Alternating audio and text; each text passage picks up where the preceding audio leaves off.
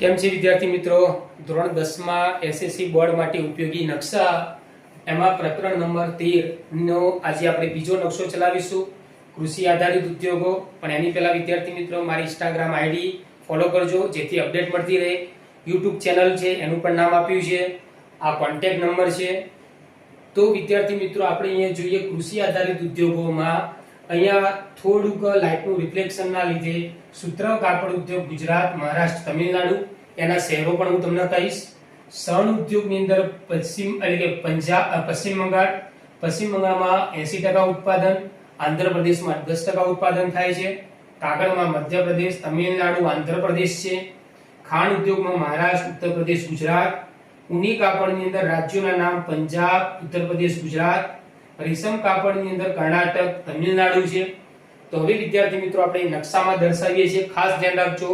નકશાની એક શીટ લઈ લેજો, એની અંદર પ્રેક્ટિસ કરજો. હું અહીંયા રાજ્યોની અંદર જાણીતાના શહેરો એ પણ હું અહીંયા બોલીશ તો એ નોંધ કરજો તમે. તો સૌથી પહેલા આપણે સુતરાઉ કાપડની અંદર ધ્યાન આપજો કે મહારાષ્ટ્રમાં મુંબઈ જે વિશ્વ મહાનગર કહેવાય છે. ત્યાર પછી અમદાવાદ જે છે, અમદાવાદની પૂર્વનું માન્ચેસ્ટર કહેવાય છે અથવા ડેનિમ સિટી ઓફ ઇન્ડિયા કહેવાય છે. સણ ઉદ્યોગનું 80% ઉત્પાદન ધ્યાન આપજો વિદ્યાર્થી મિત્રો. સણનું 80% ઉત્પાદન જે છે પશ્ચિમ બંગાળમાં થાય છે. 10% એનું ઉત્પાદન આંધ્રપ્રદેશમાં થાય છે સણનું. આ ઉપરાંત કાગળની અંદર મધ્યપ્રદેશમાં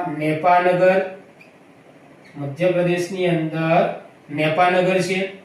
આ ઉપરાંત તમિલનાડુની અંદર મૈસૂર, આ જગ્યાની કાગળ ઉદ્યોગ માટે જાણીતી છે. તમારી વિદ્યાર્થી મિત્રો કોઈ પણ નિશાની તમે દર્શાવી શકો. આંધ્રપ્રદેશની અંદર ખાસ ધ્યાન આપજો રાજમુંદ્રી છે. આંધ્રપ્રદેશની અંદર રાજમુંદ્રી છે જે કાગળ ઉદ્યોગ માટે જાણીતી. ખાંડ ઉદ્યોગમાં સૌથી વધુ ખાંડ ધ્યાન આપજો, આપણે પહેલા અહીંયા મહારાષ્ટ્રમાં દર્શાવી દઈએ. ખાંડ ઉદ્યોગ સૌથી વધુ મહારાષ્ટ્ર, ખાંડની મિલો. પછી અહીંયા ઉત્તર પ્રદેશની અંદર છે. પછી અહીંયા ગુજરાતની અંદર ખાંડની મિલો દક્ષિણ ગુજરાતમાં દર્શાવી શકાય. હવે વિદ્યાર્થી મિત્રો ઊની કાપડ, ઊની કાપડની અંદર પંજાબ, અહીંયા પંજાબની અંદર અમૃતસર, ધારીવાલ અને લુધિયાણા કોઈ પણ જગ્યા તમે દર્શાવી શકો છો. પંજાબની અંદર અમૃતસર, ધારીવાલ અને લુધિયાણા. એ જ રીતે ઉત્તર પ્રદેશમાં કાનપુર દર્શાવો તમે, કાનપુર, આગ્રા કોઈ પણ જગ્યા તમે ઊની કાપડમાં. ગુજરાતની અંદર તમે અહીંયા અમદાવાદ અને અહીંયા જામનગર. તો વિદ્યાર્થી મિત્રો અહીંયા શહેરોના નામ તમે નોંધ કરતા રહેજો જેથી તમારે કદાચ પરીક્ષામાં શહેરનું નામ પૂછાય. અમદાવાદ, જામનગર ગુજરાતની અંદર છે. રેશમ કાપડની અંદર અહીંયા કર્ણાટક અને અહીંયા તમિલનાડુ જાણીતા છે.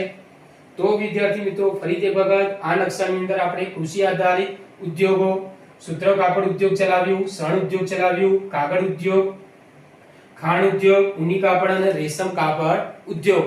જોડે જોડે એના શહેરોના નામ પણ મેં કયા છે તો એ પણ તમે તમારી રીતે નોંધ કરતા રહેજો. વિદ્યાર્થી મિત્રો અગત્યની સૂચના કે જો તમને કદાચ નકશાના આધારે અને અન્ય રીતે પણ તમારે સારું શ્રેષ્ઠ પરિણામ લાવવું હોય તો એના માટે તમે અમારી સાથે જોડાઈ શકો છો. બાપુનગર સામશિખર એરિયાની અંદર પણ પીટી બેન્ચ ચાલે છે. અમારા 4 સાહેબોનું ગ્રુપ છે. તો એ જ રીતે નિકોલ, નવાલ નિકોલ, નરોડામાં પણ પીટી બેન્ચો ચાલે છે. મારું પોતાનું ક્લાસીસ સરદાર ચોક, કૃષ્ણનગર, અમદાવાદ કેર એજ્યુકેશનના નામથી પણ ચાલે છે. તો તમારે જ્યાં જોડાવવું હોય, નજીક પડતું હોય, તમને વિશ્વાસ લાગે તો જોડાઈ શકો છો. આની અંદર જોડાયા પછી તમને 100% શ્રેષ્ઠ પરિણામની ખાતરી નહીં, તમને ગેરંટી આપવામાં આવશે. તો અહીંયા વિદ્યાર્થી મિત્રો નકશાની અંદર પ્રકરણ 13 નો બીજો નકશો અહીંયા પૂરો થાય છે. આ પ્રકરણ 13 ની અંદર ત્રીજો નકશો પછીના વિડીયોમાં આપણે એની માહિતી આપીશું. તો આવજો વિદ્યાર્થી મિત્રો, ધન્યવાદ.